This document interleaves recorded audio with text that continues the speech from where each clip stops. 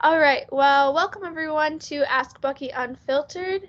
This is a webcast where we seek to bring relevant information to UW students, both admitted and prospective. My name is Janan Seuss, and I'm one of the special projects interns for Campus and Visitor Relations. And I have my co-intern here with me, Allie, if you'd like to introduce yourself. Yeah, hi everyone. My name's Allie Weber, and like Janan said, I am the other co-special projects intern for Campus and Visitor Relations. If you've seen our webcast before, you've probably seen both of us on at some point. Yeah, so this is our second webcast today to be released in November. And Allie and I are really excited to continue this series of webcasts focusing on Native American Heritage Month, or as we like to know it as Native November. Today we're excited to have and welcome Daniel Einstein, who's the university's Historic and Cultural Resources Manager. Daniel, thank you for taking time out of your day to speak with us, and how are you doing? It's a beautiful day. I'm ready for any question. Amazing. Well, could you start off by just telling us a little bit more about your position and your history and background with the university? Sure. I have been in Madison for about 30 years now. I came to UW to be a graduate student at the Nelson Institute for Environmental Studies. And I got a master's degree in land resources. And as a result of my first teaching assistant position, which took a look at the environmental management issues of campus, recycling, food production, energy use, transportation. I developed a working relationship with some folks in the Division of Facilities Planning and Management. And so when I graduated, I was able to get a position working as the university's first recycling coordinator and something called transportation demand management, which is a fancy way of saying figuring out how to get people out of their cars and using alternative transportation. So that was 30 years ago that we had our first recycling coordinator on campus, which is something that I like to remind people of because often they think recycling is, something new and exciting, and no, we've been doing it a long time, and there's a long history of the university's commitment to the environment. Awesome. So what led you to becoming like the historic and cultural resources manager on campus? Well, let me first start by saying that I'm a generalist. And when I talk to students, especially the rare student who is not feeling anxious about choosing a major, I remind them that there's plenty of time to learn what it is that really gets you excited and that you can feel passionate about, and imagine yourself doing for a long time. So my background's in environmental education. And my first job, as I mentioned, was in recycling. And that put me in contact with people in what we refer to as physical plant, which is that department that takes care of the trees and mows the lawn and plows the parking lots, which is in this larger organization that includes the people who manage our classrooms or run the power plant. So all of these facilities people are part of this organization that I belong to. And over the years, I showed an interest in both history and in public art. And within the organization, there wasn't anybody that was doing these sorts of things in a focus kind of way. And so my job evolved. So I was able to take my personal interests and my generalist background and merge them in a way that allowed my career to evolve. So I did the recycling for about 10 or 12 years. Then I was a program manager for the Lakeshore Nature Preserve for 5 years. And then my job changed again with this new constellation of responsibilities, working with historic buildings, archaeological sites, and public art. So that's the historic and cultural pieces of my current position. It's been a strange career arc, but I'm just, I look back on almost 30 years now, and I could never have imagined being where I am, doing what I'm doing now when I first started out, let alone when I was an undergraduate student. Yeah. Oh, sorry, Janine, you can go. I would say I think that's a really cool experience and journey of how you can kind of make your passions into the work that you do. So I know that your role falls in the campus planning and landscape architecture department on campus. How does your role fit into that, and kind of what else they do within that department? Sure. So the current department that I work in is actually quite small. I think there are 6 of us. There are landscape architects, and those are people who provide the design for the outdoor spaces between buildings. So the garden spaces, the locations of trees, but also thinking about site amenities like benches and waste containers and stop signs, all of those things out on the landscape that somebody intentionally placed there. Sometimes we move through landscape spaces and we're just not aware that someone somehow had a plan and executed that plan. So, you can't have a sidewalk running down the middle of the street. The sidewalk has to go, adjacent to the street. Who thought of that? Who decided that an intersection would occur in a particular location? Who thought it would be a good idea to put a bench next to an open green space? What kind of trees would be most appropriate to put next to a building? Is the tree going to grow and block someone's window? All of those decisions are made by landscape architects. Then there are planners, and planners are looking at the big long-term picture. If you're going to build a building on campus, it's going to take 5-10 years, and you're going to want to be able to. It's kind of like playing chess. You want to look 3-4 moves ahead. In order to build a new building, you need to have a place to put the building. Well, if that building is occupied, you're going to have to move the people out of that building to some new location.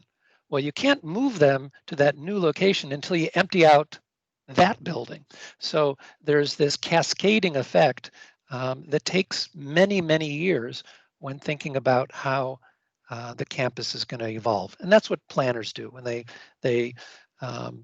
they hold discussions, they talk to deans, they talk to faculty, and they say, well, what do you need? What would make a facility work for you for your research? What would you need to make a classroom most effective? What's the technology that you need? And so that's what the people in my group do. I am the only person that is dedicated to public art, archaeology, and historic structures. So I work with my boss, who makes most of the final decisions about how we move forward. So I perform a lot of research. I provide perspective, and then when it comes to projects having to do with historic buildings, I act as the go-between, talking to the designers and the tradespeople and sharing that information with my colleagues at the Wisconsin Historical Society, and we have a conversation, and we say, okay, we have this historic structure. It's no longer serving the occupants in the way that is, in their best interest. They need more room. They need a new door. They need a new wall. We need to put a new roof on that building. How can we go about making those changes in ways that don't diminish the architectural integrity or the character of the building, but still meet the needs of the people who work there? And so that's the kind of conversation, negotiation that happens whenever we have a project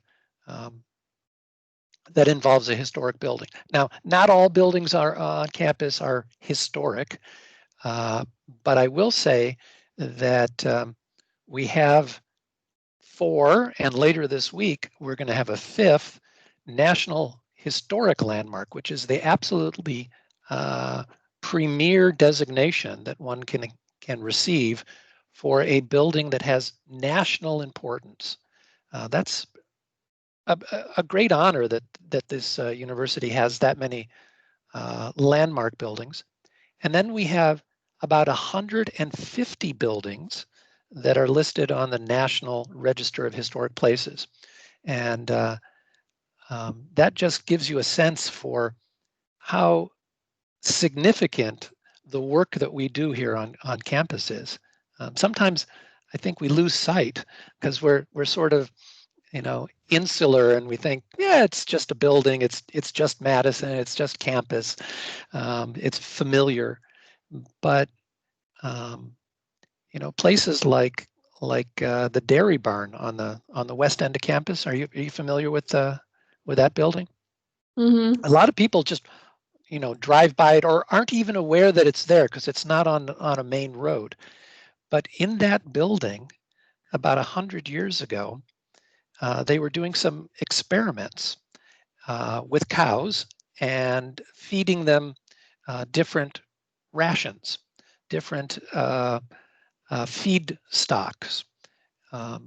And through this experiment, and I won't go into all the details, they discovered that the model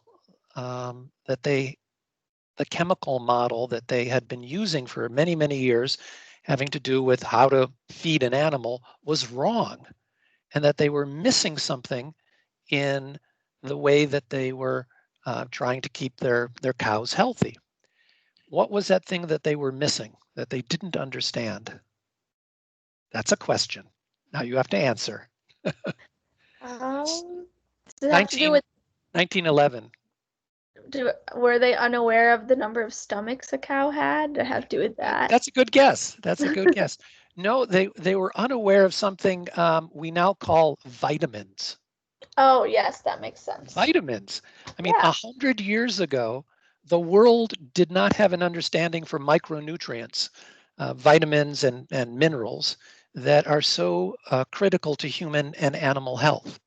And so in that building, this barn on the west end of campus was the beginnings of something that we call nutrition. There was no concept of nutrition. It was, go outside and eat whatever berries and animals that you can kill. That was nutrition 100 years ago. I'm exaggerating a little bit, but my point here is, in order to tell that story, having a building and be able to walk through that building and say, here's where the animals were kept, and here is where the oats, the corn, and the wheat that were in these feed rations that were part of this biochemical experiment. This is where it all happened. This is where we started to think about that missing ingredient in human health and animal health that we now call vitamins. Now, get rid of that building. Can you talk about vitamins? Sure you can. But it's all the more engaging if you have a building, a place that can help animate that story. Daniel, could you list all of the national landmark buildings that we have on campus? Right off the top of my head, I can do this, but I'm going to ask you because you're visitor relations, right? You should Yes. know this. You should know this. Right on the spot. We should know this. Yeah. Okay. I know Science Hall is definitely Science Hall, exactly. That's one. Bascom. Not Bascom, interesting, because national landmarks have to have some sort of premier national significance. So Bascom is listed. It is a National Register building as part of the Bascom Hill Historic District, but it doesn't get the extra blue ribbon. So we've got Science Hall, the Dairy Barn. The first building on campus was North Hall. North Hall. That's number 3. And number 4 is Tripp and Adams. Nope, the Red Gym. The Red Gym. Oh, the Red Gym. Right. Right. And we can go into long stories about why each of those buildings have national significance, but it's more than just an interesting architectural design.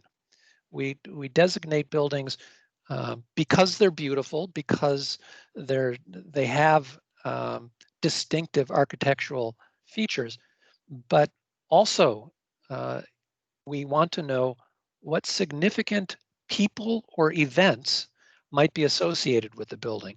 That, again, that story that helps us understand our past. So there are lots of pretty buildings, there are lots of old buildings. That doesn't make them eligible necessarily for becoming a landmark building or placed on the National Register. It has to have a combination of significance and architectural interest. Sometimes really ugly buildings, by the way, are landmarks because something happened inside that building and people go, that's an ugly building. Why is that a landmark? Well, because some significant discovery was made in that building. But it's a cinder block building. Why do we have to save cinder block buildings? Well, because we want to be able to tell the story of what happened there. Yeah, for sure. I agree with that. Just like being a student on this campus, you kind of hear in passing, and sometimes like in classes, I'll mention that our university does reside on a lot of really rich archaeological sites. I personally I have read into it a lot just because Janan and I do a lot of research on that for our job, but I know a lot of people just kind of hear it in passing and don't really look into it a lot. So could you tell us a little bit more about that and just any kind of precautions or ways that you and your job go on preserving those areas just so things aren't ruining them? Sure. I'm going to start by using an analogy because I think it's really helpful when talking about the ancient past. And the analogy is this thing that we call a Palam cyst, which is it's an old hide that people used to use to make parchment, and they would write their stories on old hides. So back, 1,000 years ago, if you were writing a long story, you'd go in the back room and you'd get an old goat skin and you'd start writing on that goat skin. And you'd get to the end of the goat skin and you go, what am I going to do now? Well, you could go out and kill another goat and use the hide to write your chapter 2. Or if you were lucky enough and your parents collected old stories and they had some old parchments in the back room, you could go and grab one of these old parchments and wash away the story that had been inscribed on that parchment. And then you would write your story. Well, that washing or cleaning a story off the parchment often wasn't complete. And so what you would have is stories written on top of stories. And if you've ever heard the expression reading between the lines, it's a perfect example of what happened when people used these palimpsests, this reuse of parchments. History is very much like that. The landscape is the palette, it's the parchment, it's where human history is written. And each successive civilization writes their story on top of the one that preceded them. And if you know how to read the landscape, you can read between the lines and literally look into the past. When we walk on campus, if you know where to look, you can see bits and pieces of stories that are thousands of years old. Now, I guarantee you that many people have walked by these places, and because they're not familiar with the history, the story hasn't been shared with them yet, which is your job as tour guides, right? You're storytellers. They would miss that information. They would be unable to process it and put it in a broader context. So here's the short version of the story. There was a glacier and it covered Wisconsin. And 12,000 years ago, it started to retreat back up to the north. And as the ice moved northward, humans migrated into this place at the edge of the moving glacier, because at the edge of the moving glacier, vegetation started to develop. And when the vegetation started to grow, the animals arrived. And when there was food for humans, they started showing up. So approximately 12,000 years ago is when we think in this area, in the Madison area, the first humans arrived. And they moved through the landscape. They weren't settled people. They were gatherers and hunters who moved with the seasons, who moved with the animal migrations. Thousands and thousands of years of human habitation have occurred here. Somewhere between 1,000 and 3,000 years ago, the people who were living here changed their behavior with the development of new technology. What was that technology? The bow and arrow and agriculture. So sometime during this period, instead of having to move with the animal migrations, they could plant a garden and they could stay in one place and they could start to defend their territory from other communities that surrounded them. And one of the things that we think started happening around 1,000 years ago is the development of a ceremony associated with burying their dead that involved pushing earth into the shapes of animals and spirits. And this is what we call effigy mounds. An effigy is something that is symbolically representative of something else. So the kinds of effigy mounds that we have on campus represent birds and water spirits, which, if you think about it, represent two different realms, cosmological realms, the upper world and the lower world, the creatures of the sky and the creatures of the underworld.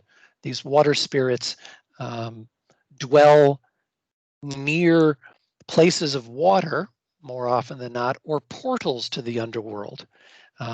And I just think this is so wonderful, this imagery of trying to understand the world. you're walking through the woods, and there, bubbling up from the ground is just coming up out of the ground. And you stand there and you say, I wonder what would happen if I dove into that spring and I followed that water to the underworld. Who would I meet there? What would the stories and my experience be like?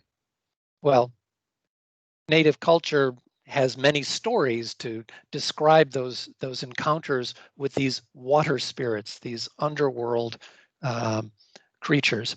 And then, of course, you look to the sky and you see hawks and eagles and thunderbirds, and there's lightning in the sky, and you're trying to understand this dynamic, and you want to communicate those things to your people and your neighbors and the generations that follow. And so you start to bury your dead in these earth-mounded effigies representing your worldview. So on campus, we have one, two, I always have to count them, 1, 2, 3 areas. 1, 2, 3, 4 areas where you can find effigy mounds and other burial mounds. So, tour guides, where do you go when you want to share an effigy mound experience with people? Where do you take people? Well, Observatory Hills, a big one. Right. That's the easiest one for people to find because it's closest to the center of campus. Right next to the Washburn Observatory, there are 2 mounds immediately adjacent to the sidewalk. One of them is a bird with long outstretched arms, wings, and then just next to it is something that archaeologists refer to as a 2-tailed water spirit, which incidentally is a shape that occurs nowhere else in the world. I mean, you may be familiar with the term unique, and it's a often misused term because people say, "Oh, that's very unique." You can't have very unique. Unique means one of a kind. Doesn't happen anywhere else. So much one of a kind doesn't make much sense. Unique does not happen, has not been observed anywhere else in the world. And if we had pyramids on this campus, people would be really excited about them. That these ancient architectural, some people understand them to be artwork, something that comes from 1,000 years ago, and we walk by it and we don't notice, we don't pay any heed because, well, that's a long story in and of itself, having to do with how European Americans who came to this area treated Native American culture. But I think, in the last 10, 15 years, working with Aaron Birdbear and Omer Polar, who I understand you're going to be interviewing soon, we've been trying to bring awareness to get people to understand and appreciate just how special these places are and how they connect us to the ancient past. Yeah, I think that was such a beautiful way to put it. I think you did a great job with that. And I know Allie and I know a lot of that information, but it's awesome to get that out there for other students and faculty as well.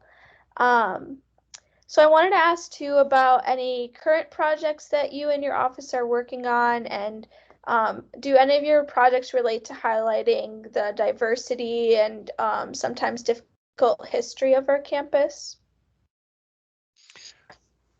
Let me start by saying humans are complicated animals, and history is the story of these complicated, fraught, sometimes unpleasant experiences that humans have put themselves through. I have been involved in the Public History Project, which came out of a new awareness, a renewed awareness of some of the history of the university having to do with the Ku Klux Klan fraternity, the admissions discrimination, the housing discrimination, the systemic institutional racism that was all too common in the 160, 70-year history of the university. And the Public History Project is looking to give voice to some of the stories of people in our university community that haven't had the opportunity to have their experiences told. So yes, I am involved in these conversations. I am involved in doing some research right now in response to the BIPOC coalition's demands around Chamberlain Rock and the Abe Lincoln statue, helping decision makers on campus understand the story and the implications of those monuments, those symbolic representations of the things that you know, the university values, and what does it mean, and how does it affect people? So I don't want to get into the details of that research and that conversation, because it's part of an ongoing dialogue, a difficult dialogue, but one which I'm glad is happening. I'm glad that we're having an opportunity to work toward coming to terms with how we got to this place, how it is that in 2020 we still are having you know, conversations about inclusivity and equity and racism and diversity. There's an old saying, the past is not dead, it's not even past. History, human stories, is part of a continuous experience. And the whole Black Lives Matter movement is a continuation of the civil rights movement, which is a continuation of the Reconstruction period, which is a continuation of the Civil War, which is a continuation of the decisions that were made, you know, 200, 300, 400 years ago to bring enslaved people to this country. So it's connected, and we need to understand the context in order to unravel and pull apart the cause and effect for how we got to be where we are today. So yeah, this is an exciting time. You know, I think we are. Well, gee, isn't tomorrow an election? It is. Yes. Is this going to be in time to remind people to go vote? Or they will have voted? They'll already have voted. This will go up next Sunday. Yeah, so the Sunday after the election. So well, hopefully everyone's already voted by now. we are at a pivot point, and it will remain, you know, challenging to navigate these kinds of conversations. It's not going to be resolved easily, but at least we're grappling with it, and that's It's taken too long, but it's good that we are struggling with these questions. And for students or faculty who are watching this, and this might be the first time that they are learning about the Public History Project, I guess what would you recommend if they would, what's the best way, I guess, for them to get involved or to support this project? I guess in your eyes, if they're just first learning about this. Well, as I said, human experience is complicated. And the way we talk about human experience varies with every individual. So I think it gets tricky when we sometimes assume that there's a single set of facts that everybody can accept as being true. There are lots of different ways to understand and perceive human experience. And I would encourage people to continuously sift and winnow. Isn't that nice how I worked that in there? Continuously sift and winnow to look through all of the information that is out there and try and dissect it and understand it, keeping what makes sense and setting aside what is just chaff.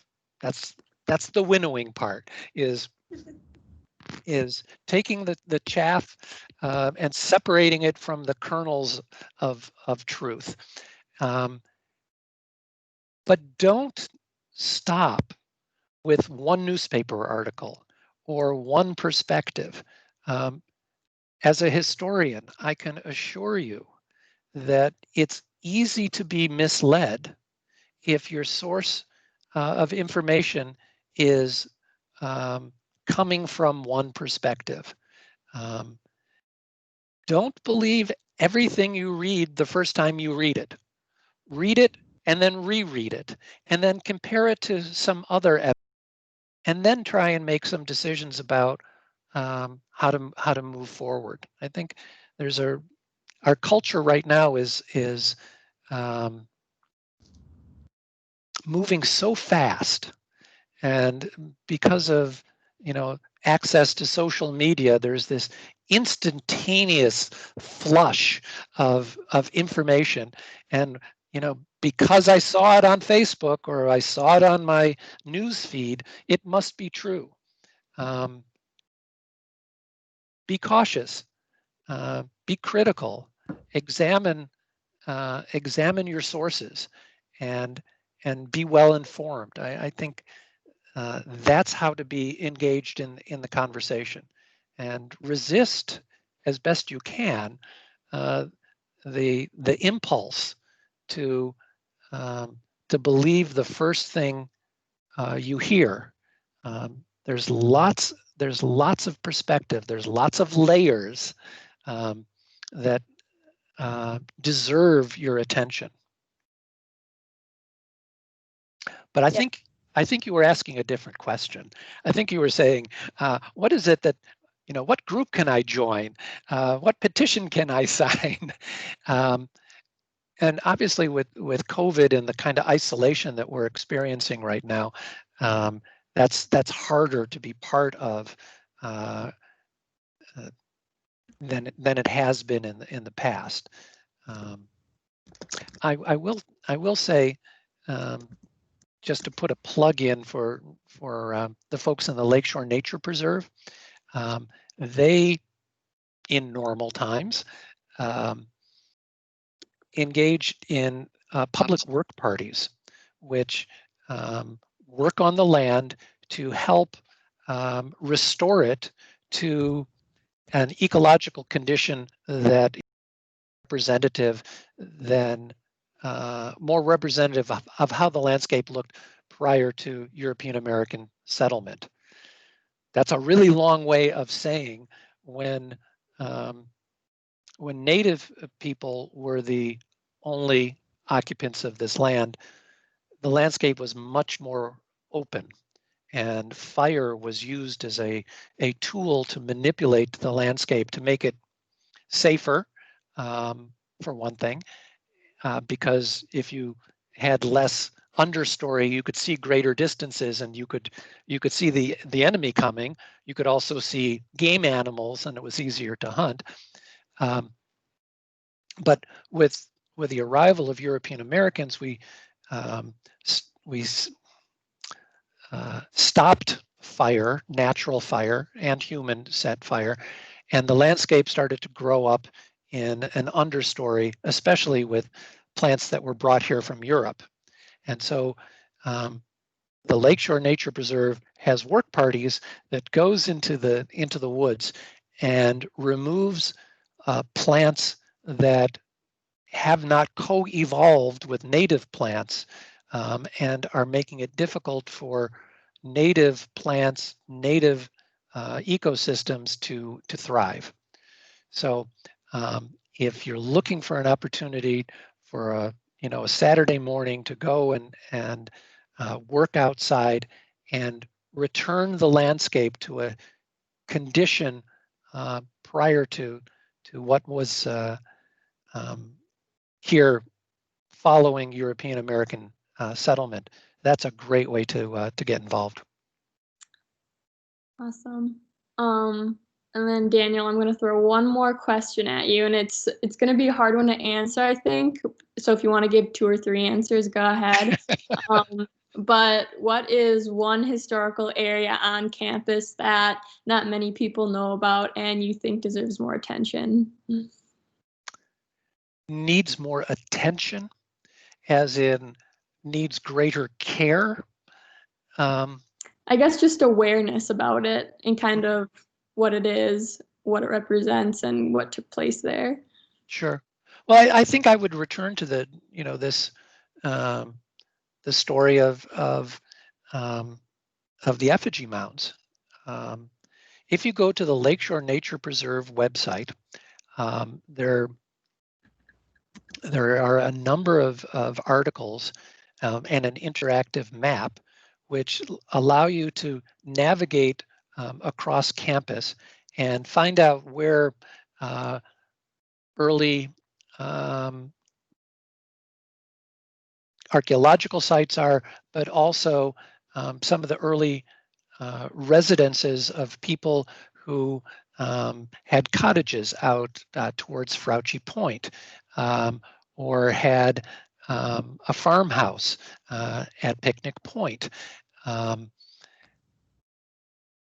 Using this interactive map and using your cursor, you'll hit hot spots on the map, and then it'll take you to a link where you'll get a more detailed story about how the Lakeshore Nature Preserve, which I should have explained, is that part of campus that extends from Eagle Heights all the way along the lakeshore to Frouchy Point to Picnic Point, and then along the bank of Lake Mendota along Lakeshore Path. That's about 300 acres of natural areas. Just an incredible amount of history, both ancient archaeological history, effigy mounds, but also the history of early Euro-American settlement. And that is a great thing that you can do in this COVID period, is download a map and go for a hike and try and discover these archaeological sites or these old homestead sites. It's said that preservation, both in terms of historic structures, but also cultural landscape history, is only going to survive if people understand that it matters. You have to care first. And caring comes from having this direct personal engagement. So,